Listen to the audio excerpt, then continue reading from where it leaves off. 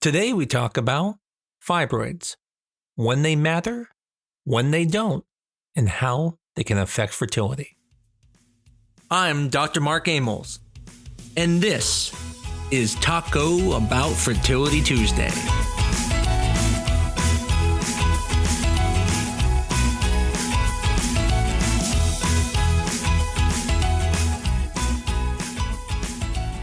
Fibroids are like unexpected guests in your uterus. Most are harmless, but some overstay their welcome and cause some trouble. Now, fibroids are very common. Matter of fact, by age 40, about 40% of women will have fibroids. If you could see them, they look like tumors and look like they're scary, but they're actually benign. And sometimes they can cause some issues. In today's podcast, we're going to talk about what fibroids are, how we diagnose them, their impact on fertility, and what treatments are available. So grab yourself a taco or two and let's talk about fibroids. Fibroids themselves are a smooth muscle and part connective tissue. Now, smooth muscle is the muscle that goes around things like the bowel or your stomach. And then there's what's called skeletal muscle. That's the muscle you have that allows you to move your arms. And then you have cardiac muscle, which allows your heart to beat. And cardiac muscle and skeletal muscle are very similar, but smooth muscle is very different. It's not linear like skeletal muscle. It goes in different directions, which allows it to kind of squeeze down, and such as like your bladder. So smooth muscle already is somewhat not disorganized, but think of it just not as linear as like skeletal muscle is. And so what's interesting is that a fibroid is when that smooth muscle develops into a benign tumor of smooth muscle and is very disorganized, but is still actually normal tissue. What is very common to this would be like a wart. A wart on your skin is the same tissue as your skin, but it's organized in a manner that makes it not normal and looks like a piece of tissue coming out of your skin. But just like fibroids, warts in certain areas can cause problems. I'm not talking about vanity. I'm talking about like a plantar's wart that's on the bottom of your foot. If you step on your foot and you have a plantar's wart, there's a very good chance you're going to have discomfort because it's going to feel like there's a rock in your shoe. So even though it's benign, it creates problems. Fibroids are the same smooth muscle as the uterus, but again, disorganized. And when they are pushing on other organs, such as the bladder, it can make you feel like you have to urinate more. If it's pushing on the bowel, you may feel like you have to go to the restroom more. And if it's pushing into the cavity of the uterus, then it may affect your chances to get pregnant. Now, for the most part, most fibroids don't cause any issue. Matter of fact, most people don't even know they have them because they're not getting ultrasounds all the time. But when you go through fertility, you get lots of ultrasounds. So people see your uterus and start noticing these things. Now, sometimes some fibroids start off not being an issue and then later grow and become an issue. And what causes them to grow is estrogen. So when you're going through fertility, estrogen can eventually make them grow larger and larger. Most women find out they have fibroids later in life, and they're so close to menopause that they don't do anything about them. And once they go into menopause, the estrogen levels drop, and the fibroids start to shrink on their own, and they don't cause any issues. There are three main types of fibroids: submucosal, intramural, and subserosal. Let's start with subserosal. Subserosal are fibroids on the outside of the uterus. So they can either be what's called pedunculated, where they're hanging off the outside of the uterus like an appendage, or they can be in the muscle and then bulging out of the uterus, making it look like it has a head on the uterus. Intramural fibroids are ones that are contained in the muscle. So they're not going outside of the uterus, they're not going towards the inside of the cavity, they're staying within the muscle. The last category is submucosal. This is one that's distorting the uterine cavity. So it doesn't mean it has to all be in the cavity. It may all be in there, like a stalk, again, hanging in there. It could be partially in the cavity. It could be mainly in the cavity. But if it's breaking into the cavity, we consider it submucosal. If it stays within the muscle, we call it intramural. And if it's subserosal, we consider it when it's outside of the uterus. Now, each one of these can be slightly different. So you can have an intramural that's so big that it's distorting the cavity, but it's actually not going into the cavity. It's just pushing everything. Submucosals can cause other things like heavy periods, painful periods, large blood clots because of the fact that you have a fibroid in the cavity. Rarely do these cause pressure symptoms like problems with urination and defecation.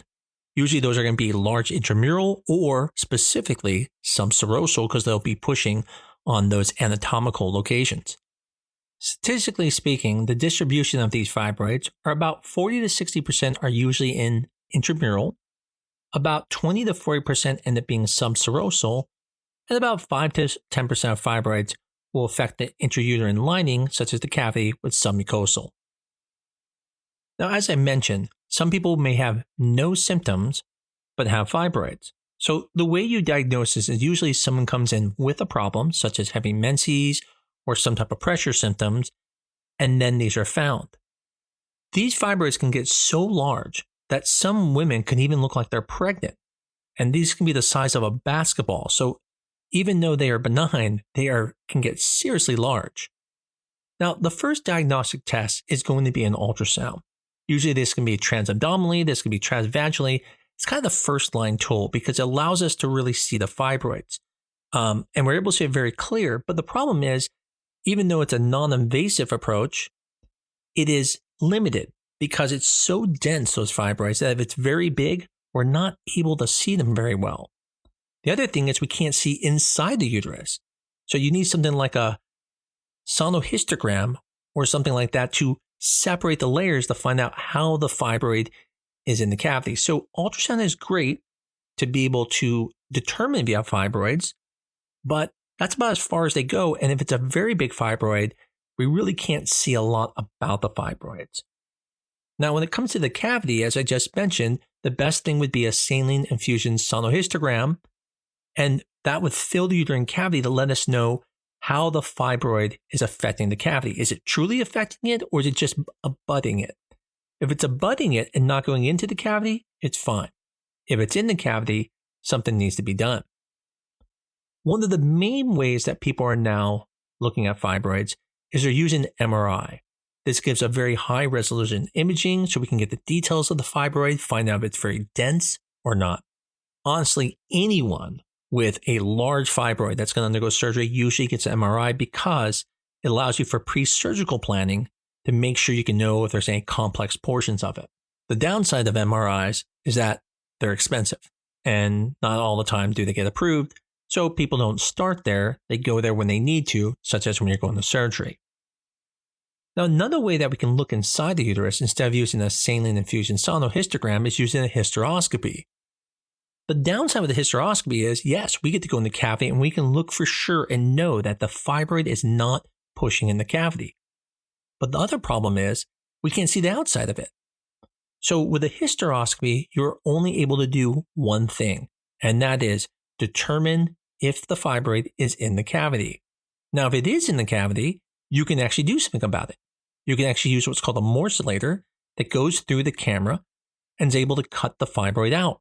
Again, these are usually not too large, but I've even removed some that are up to 2-3 centimeters. So you can remove them all through this camera. But it's important to understand that from a diagnostic standpoint, you only get to see the inside. One of the nice things about a saline infusion sonohistogram is you can actually now see the outside of the uterus too. So now you can know if there's fibroids outside of it. In fertility, we really just care if it's in the cavity, so a saline infusion sonohistogram or hysteroscopy is fine for us. The last test you could use, and definitely not the one you would want to jump to first, would be a hysterosalpingogram. And this is where we put a contrast into the uterine cavity to see if the tubes are open, basically looking for tubal patency. Now, you can in some ways tell if the cavity is being affected because you will see it on the image where the uterine cavity is being deformed, telling you that there's some type of fibroid there. But you don't know it's a fibroid, you just know there's some deformity. That's why it's not a very good test, and honestly is something that usually is found while you're doing the HSG, and then they go, we need to do another test to figure out what's deforming the cavity. Now, if we had to rank these fibroids into which are the most concerning, without question, submucosal fibroids are the most impactful. They will distort the cavity, and they can also prevent implantation and could even prevent you from being getting pregnant altogether because they can be creating inflammation, and that can also prevent implantation. The next impactful will be intramural fibroids. They have some moderate impact because if they're large, such as like 4 centimeters or greater, they can get close to the cavity and start distorting the cavity. Now, they're not going to create that inflammatory response that you would see with a submucosal fibroid, but by distorting the cavity, they may cause some problems. And there's questions about that. We know for sure submucosals will cause fertility problems. Intramural is a little bit different, especially if they abut the cavity.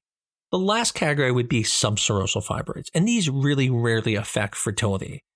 They can end up being very large, and because they have all that space in your pelvis and the abdomen, they can just kind of move around, and they can create issues for sure, and you can have discomfort, but rarely do they cause fertility problems. Now, what's interesting is we've talked about them being in the cavity that can cause problems, and it's true, but how else can fibroids cause problems? Well, they can actually block things. So if they're intramural or subserosal and they're around the fallopian tubes, they could block the fallopian tubes and prevent you from being able to get pregnant by blocking the sperm from getting to the egg. The other area that's being studied but is not considered a proven effect of fibroids is the indirect effects that may come from fibroids, such as inflammation, if it's altering the uterine contractility. All this stuff is being studied, and as of now, we don't believe those things prevent you from getting pregnant, but we may learn in the future there may be bigger issues. I myself have had patients with very large fibroids that I wouldn't have thought that would have affected them getting pregnant. And interesting enough, even though we kept failing transfers, we finally said, let's just get it removed at this point. And they did, and they am having success. Now, that's anecdotal. That's not actual science, so I can't say that's what did it, but that's why this is being studied. So now you know you have a fibroid, and the question is, what are your options? And so we're going to go through each of those. The first one would be watching and waiting. So if you have something that's asymptomatic, it's not causing you any problems, and it's just a small fibroid, you can just watch it. And if it never becomes a problem, you never have to worry about it. Like I mentioned, women who are close to menopause may find they have one, and they don't do anything because it's not going to matter soon. Now, as I mentioned, it may grow and eventually become a problem, but you can watch that and eventually do something. One of the concerns in the past was if they got too large, your surgery went from a simple laparoscopic surgery to now a large myomectomy where you actually had to go and do like a C-section to remove it. Nowadays, with robotic surgery, they can actually remove those large fibroids even through a laparoscopic incision. The second, less invasive option is then going to be medical management. And this is where you take medications to either shrink the fibroids or to control the bleeding that comes from the fibroids. So this would be the situation where maybe you don't want to do something right now. So you say, hey, I'm going to take something like Lupron to shut down my hormones, or put in like an IUD that has a Mirena IUD making progesterone, and that will cause the bleeding to be very minimal. So you can either then postpone your surgery or potentially getting close to menopause, don't have to do anything until you get there. From this point, we get to the surgical options. And there are basically two major surgical options, and there's one minor surgical option. Let's start with the minor options. So the minor surgical option is going to be things like radiofrequency ablation. And this is where they can actually take a wire, put it through the uterus to the fibroid, and can actually heat up the fibroid where they make it become almost liquefied. Now, it doesn't get rid of it completely, but it does get rid of a lot of those symptoms.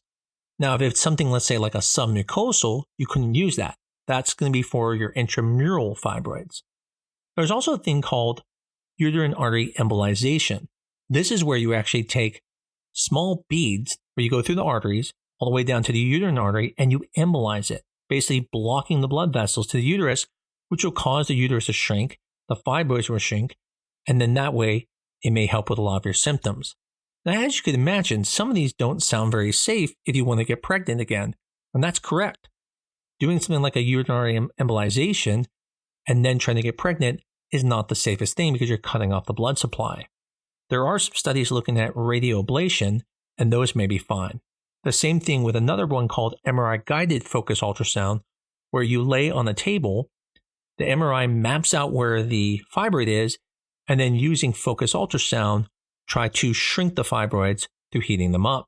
The other minimally invasive procedure is what's called uterine ablation. Now, this doesn't help the fibroids, but if you have heavy periods, it could burn the inside of the lining of your uterus, which could then theoretically stop you from having heavy periods. But again, it does not treat pressure symptoms of the fibroids. That would only be helping the heaviness of your periods. And then it takes us to the major surgical options. The least invasive of them is what I talked about, robotic-assisted laparoscopy. This is with using a robot. They can go through a laparoscopy, which is a small incision on your abdomen, and they can remove all the fibroids. It's basically like doing it with their hands, but instead they're doing it with a robot through a small incision.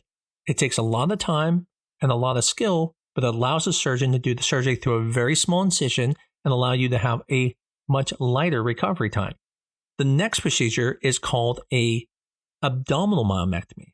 This is where you actually make an incision on the abdomen, like a C-section incision, and then you remove the fibroids manually by cutting each one out.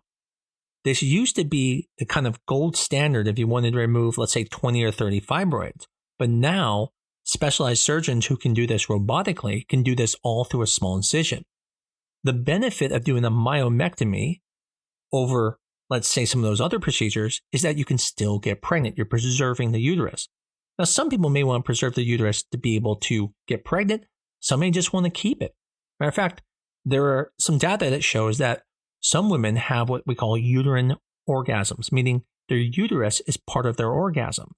And so they don't want to remove their uterus because they want to be able to keep that uterine orgasm that they have. And that then takes us to the very last treatment, which is a hysterectomy. People who have fibroids who are obviously not trying to get pregnant can have a hysterectomy where you remove the uterus and then you don't have to ever worry about it coming back. But one con is you can't get pregnant, at least carry the pregnancy. You still keep your ovaries, but you won't be able to carry it. And that's the point. All these other procedures, there's always the possibility of it coming back. And that's because fibroids can come back. Not the same one, but they can keep growing. Whatever caused it to grow may start again. We actually know that certain cultures have more fibroids. For example, African American women definitely have more fibroids compared to, let's say, Caucasians. And there's some studies looking at the genetics to figure out what it is in those families that cause these women to keep having these fibroids. In the end, if you have a fibroid, the things you have to think about is, do you have to keep your uterus if you want to get pregnant? If you don't care about pregnancy, then you don't have to worry about that. And then the question is, how is it affecting you? And then based how it's affecting you, that you would then decide with the surgeon, what is the best treatment for you? But what's good to know is there's options out there, and each option is made for a specific situation and for that patient. I have no doubt that in the next few years, we're going to even have more treatments available, some even less invasive and some even better. But until then, these are the current treatments that you can do. So remember, not all fibroids cause fertility issues. Location matters the most. And not everyone who has fibroids is worried about getting pregnant. Sometimes it has to do with their quality of life and some of the symptoms they're dealing with. If you suspect you have fibroids or have some type of heavy periods or pressure symptoms, talk to your doctor and explore the diagnostic testing that you can do to determine if you have that. And if you really like this podcast and you want to know more about fibroids, I'd recommend tuning in tomorrow to our show Sperm Meets Egg live with Dr. Piere Johnson. This guy is the Fibroid Slayer. He removes humongous fibroids from people all through a laparoscopic port. It's pretty amazing. And this guy's actually a really great guy to listen to. He's from Chicago, and I think you're going to enjoy what he has to say. This guy's the Bruce Lee of removing fibroids. No fibroid can defeat his Fibroid Slayer technique.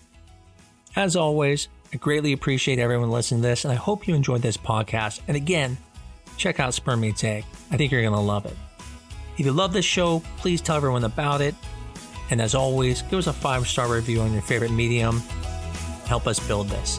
So that way we can educate more people so they can be an advocate for themselves when undergoing things like treatment. And the most important thing is to keep coming back. I look forward to talking to you again next week on Taco Bout Fertility Tuesday.